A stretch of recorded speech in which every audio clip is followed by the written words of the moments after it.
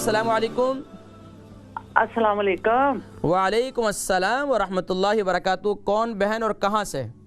जी मैं नाम नहीं बताना चाहती, आप बस मेरा मसला सुन लें। जी बहन, कहाँ से कॉल कर रही हैं? लंदन से। लंदन से मेरी बहन, फरमाइए।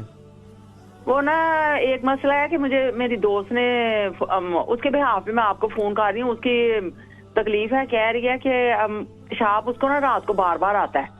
अच्छा। और किसी ने ना उसको बताया, एक जड़ी बूटी होती है गोखड़ू, कि वो रात को पानी में भिगो के और सुबह को नहार मुंह पी लें। तो मैंने आपसे ये पूछना आया, वो करे उसको कोई और तकलीफ तो नहीं? ये बताइए कि उनकी उम्र कितनी है आपकी सहेली की, दोस्त की? तकरीबन 62 या 63 बस इसके करीब करीब ही है।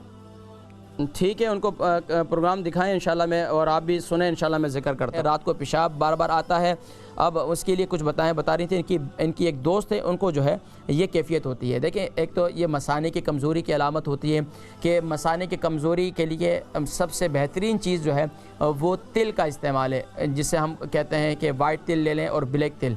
ये ब्लैक और वाइट तिल जो है, वाइट तिल और ब्लैक काले तिल, इनको जो है ग्राइंड कर लें। रात को सोते वक्त हल्दी वाला दूध जो है इसके साथ आप इसको खाकर सो जाएं, यानी कि तो इंशाल्लाह आपको पेशाब मसाने की कमज़ोरी इंशाल्लाह दूर हो जाएगी। इसके साथ साथ जो दूसरा नुस्खा है वो अनार के छिलके हैं। अनार के छिलकों को ग्राइंड कर लें। ग्राइंड करने के बाद जो है उसे आप रात को सोते वक्त पानी के साथ इस्तेमाल कर लें।